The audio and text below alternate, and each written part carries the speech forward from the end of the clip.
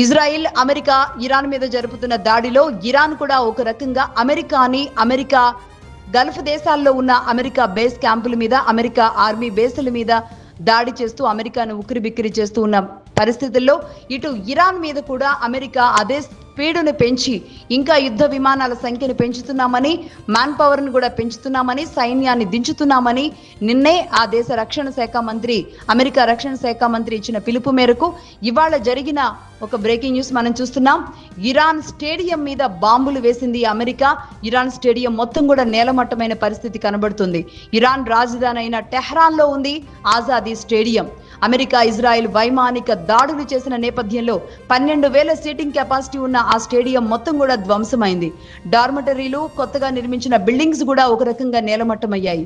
ఇక్కడ ఎన్నో ఫుట్బాల్లు, ఇంటర్నేషనల్ ఫుట్బాల్లు, అలాగే వాలీబాల్ జాతీయ పోటీలు కూడా ఎన్నో జరిగాయి.